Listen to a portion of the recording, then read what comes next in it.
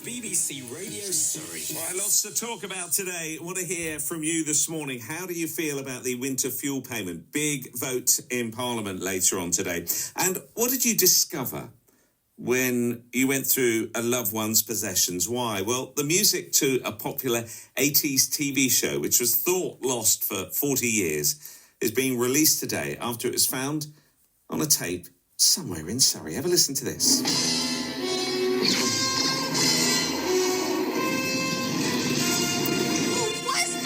That was Venger, the force of evil. I am Dungeon Master, your guide in the realm of Dungeons and Dragons. Yeah, the composer of Dungeons and Dragons theme, Johnny Douglas, who lived in Kingswood, also wrote the score for The Railway Children. The Railway Children by E. Nesbitt has been a bedside companion for millions all over the world. Now, the story and the people are here to enchant us on our big, colourful screens. I have got a bit of ready marker, Peter. I haven't got all night, you know. Yes, Ruth. Well, his granddaughter, Louise Canby, thought that the Dungeons and Dragons tapes were lost, but a friend urged her to hunt for them at her home in Tadworth. She's been explaining what happened.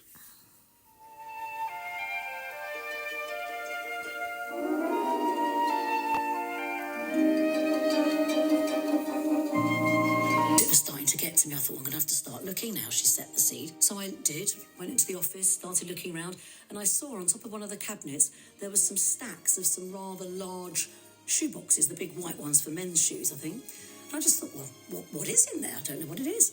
Get the first box down, a lot of different cassettes and mini reels and DAT tapes and various bits. Nothing. Next one. There it is. This cassette, the CBS label with the words Dungeons and Dragons on it. I nearly fell off the table. I thought, my goodness, what is this? Put it straight into the cassette player that we thankfully still have. Heard the music, recognised the opening immediately, just got it straight out. I was so worried it might get chewed up because I remembered being younger and having tapes chewed up. And that was it. Found a company straight away that could professionally digitise it, and that's what we're releasing. I'm going to come in over to talk to your mum, Enormous. How do you feel about this piece of music being re-released so long after it was first composed, and the reaction from all the fans? Well, I'm amazed. I'm really quite proud, is the word. I get emotional. Louise, tell us about your grandfather. Yeah, he was a phenomenal man, a wonderful, talented professional man, but also an amazing gentleman. Now, you've got a pile of boxes on the kitchen counter in front of you. That's why we're here. Well, it's very exciting, really. For many, many years, sort of 40 years, fans have been wanting the music to the amazing Marvel animations that Grandad has done the music for. Spider-Man, Incredible Hulk, Pandemonium, G.I. Joe, Transformers, My Little Pony he was part of, and very popular, the Dungeons and Dragons series. And fans have been wanting this music for years, messaging via Facebook and the website, and I've honestly batted them away because I didn't know where it was. And literally 23 months ago, it'd be 2 years in October, I came across the original reels that you're looking at now in the kitchen and some cassette tapes of this music. And I couldn't believe it. The cassette tape was in a dusty shoebox on top of a cabinet. I mean, you can't make this up. Now, tell us about Dungeons and Dragons, because you're going to be releasing the music, and you're also doing it on a very special anniversary as well, aren't you? I am, yes, just by luck of timing with Wizards of the Coast giving permission for us to use the artwork, that I realised when I found this out a few weeks ago that what was going to be the best date. I thought, well, it has to be something in September. I knew it screened in September. Initially found that in America it was the 17th of September, 1983. So I thought, OK, 41 years, I'll do that. And then reading on Wikipedia, I was beyond thrilled to find that the 10th of September 1984 was the first time the BBC screened it on a Monday afternoon here in the UK. So I'm thrilled it's the 40th anniversary. Very special. Now, do you remember your grandfather's role with Dungeons and Dragons? I was aware very much of him writing music and being a composer as I was growing up, definitely. But particularly at the time Dungeons and Dragons was I watching it, I might have been a tiny bit too young, really. I would have seen bits of it, and I remember hearing the music around the house a lot at home, and Grandad used to play the piano a lot as well, so the music I've grown up with. So where did he get his ideas from? Generally, to be honest, I think they were just in his head permanently. He used to have manuscript paper by his bed and used to wake up with an 8-bar theme, a melody in his mind, and he used to just jot it down just so that he could go back to sleep, really. And then the next morning, if he heard that again, he could start playing that on the piano and turn that into a piece of music and then orchestrate it for 80-odd musicians in an orchestra. Now, your grandfather, Johnny Douglas, is also famous for some other music. He composed music for dozens of films, didn't he? What's he really well known for? Well, the main one, the one that makes him more of a household name for the name of the film, is The Railway Children in 1970, the one with Jenny Agutter playing the part of Bobby. Beautiful music. I hardly ever come across anyone that hasn't seen it.